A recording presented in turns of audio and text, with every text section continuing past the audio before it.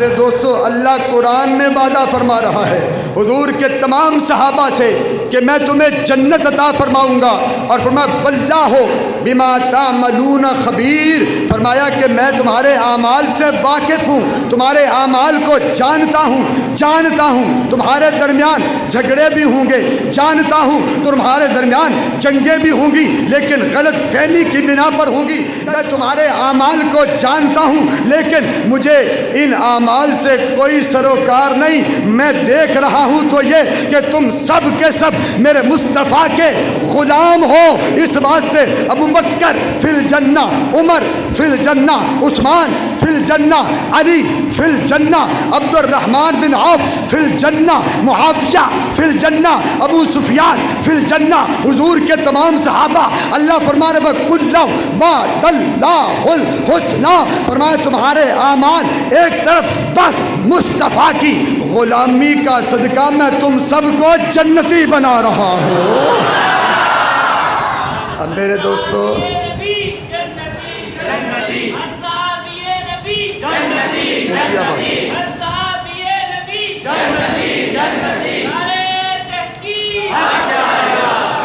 اب میرے دوستو، وہ صحابہ جن کے متعلق اللہ اعلان فرما رہا ہے رضی اللہ عنہم ورضوا عنہ، کل کیونکہ ایک اسلام آباد میں بھونکا حضرت ابوبکر صدیق کی شان میں، آصف رضا علوی ملعون اور حضرت ابوبکر صدیق کو معاذ اللہ اس نے کافر کہا، ایک ریلی ایم اے جناح پر ان ملعونوں کی نکلی، اور اس میں حضرت امیر معاویہ کو، حضرت ابو سفیان کو سر عام لعنت بھیجی گئی، نعوذ باللہ، ان کو گالیاں دی گئیں۔ تو اب میرے دوستو، خدا کی قسم، اگر آپ تاریخ اٹھا کر پڑھیں، یہ ملعون بھی اگر پڑھیں تو ان کو پتہ چلے کہ یہ جو دین ہم تک پہنچا ہے یہ ایسے نہیں پہنچا۔ یہی صحابہ تھے کہ جنہوں نے اپنی جانیں دے کر، اپنا مال دے کر، قربانیاں دے کر، حضرت خبیب آپ پھانسی پر چڑھے ہوئے ہیں، تختہ دار پر ہیں، تب بھی اللہ اور اس کے رسول کی گواہی دے رہے ہیں، دین اسلام کے سچ ہونے کی گواہی دے رہے ہیں۔ حضرت زید بن دثنہ رضی اللہ تعالی عنہم، آپ کے جسم کو چھلنی کیا جا رہا ہے اور کہا جا رہا ہے کہ زید اب بھی وقت ہے، اگر باز آ جاؤ نا محبوب کی غلامی سے، ہم چھوڑ دیں گے، انعام بھی دیں گے، بس محبوب کے ساتھ غداری کر کے ذرا گرفتار کروا دو۔ تو آپ فرماتے ہیں ظالمہ، تم گرفتار کرنے کی بات کر رہے ہو، ارے میرے محبوب کے پاؤں میں کانٹا بھی چبھ جائے زید تو یہ بھی گوارا نہیں کرتا ہے۔ تو میرے دوستو، وہ صحابہ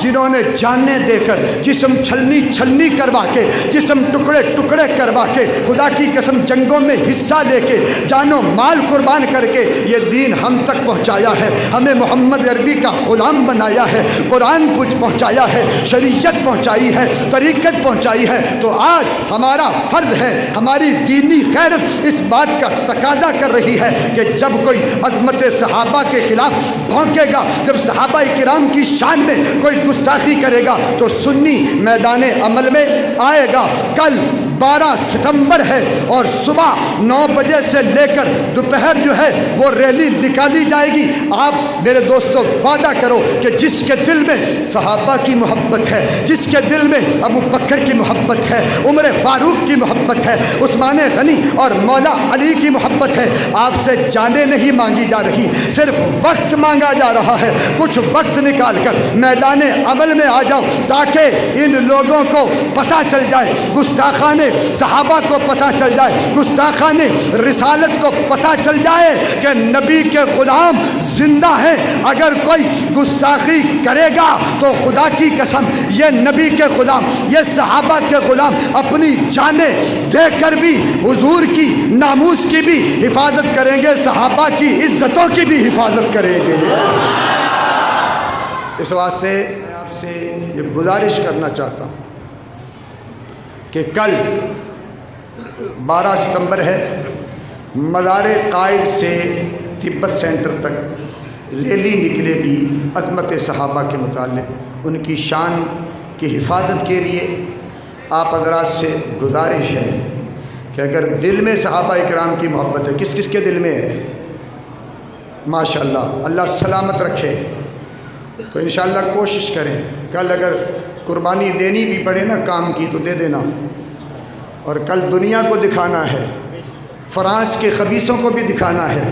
جو حضور کی شان میں گستاخانہ خاکے شائع کرنے کا ارادہ کر رہے ہیں، ان کو بھی دکھانا ہے کہ محمد کے غلام جو ہیں وہ ابھی زندہ ہیں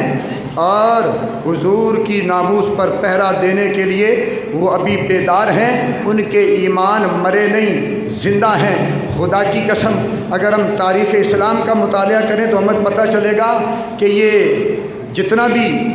علاقے فتح ہوئے ہیں نا، یہ سنی جرنیلوں نے فتح کیے۔ کنہوں نے؟ سنی جرنیلوں نے۔ یہ ایک لمبی لسٹ ہے، میں پھر آپ کے سامنے پیش کروں گا، لیکن حضرت عمر فاروق کے دشمنوں سنو، یہ فلسطین فتح کیا تو کس نے؟ حضرت عمر فاروق نے۔ یہ عراق فتح کیا کس نے؟ حضرت عمر فاروق نے۔ یہ ایران فتح کیا کس نے؟ حضرت عمر فاروق نے۔ میں نے کہا بدبختو، عمر فاروق کی سلطنت پر بیٹھے بھی ہوئے ہو اور ان کی شان میں گستاخیاں بھی کر رہے ہو، وہ چھوڑ دو نا، اگر ان سے دشمنی ہے تو کیوں بیٹھے ہو؟ یہ زمین تمہیں لے کر دی ہے تو عمر نے لے کر دی ہے، عراق لے کر دیا ہے تو عمر نے لے کر دیا ہے، ایران لے کر دیا ہے تو عمر نے لے کر دیا ہے، تو نکل جاؤ اس زمین سے، کیونکہ یہ زمین تمہارے باپ کی نہیں ہے، یہ اللہ کی زمین ہے جو اللہ نے مسلمانوں کو دی ہے، تو حضرت عمر فاروق کے ذریعے اور وسیلے سے دی ہے۔ اس واسطے دفع ہو جاؤ یہاں سے، اگر تمہیں عمر سے اتنا ہی بغض ہے، نکلتے بھی نہیں، انہی کا کھا بھی رہے ہو، اور پھر ان کی شان میں گستاخیاں بھی کر رہے ہو۔ خدا کی قسم تاریخ پڑھوں گا تو آپ کو پتہ چلے گا کہ ان کے یہ شیعہ حضرات کے جتنے بھی بڑے بڑے جنرل سب کے سب غدار، تاریخ اٹھا کر پڑھیں، پرانی، انہوں نے ہمیشہ کفر کا ساتھ دیا، غداری کی، دھوکہ کیا، اور جب پڑھو گے نا کہیں جھنڈا لہراتا ہوا نظر آیا اسلام کا، تو اس جھنڈا لہرانے کے پیچھے جب بھی ہاتھ ہوگا تو وہ کسی نہ کسی سنی جرنل کا ہاتھ ہوگا۔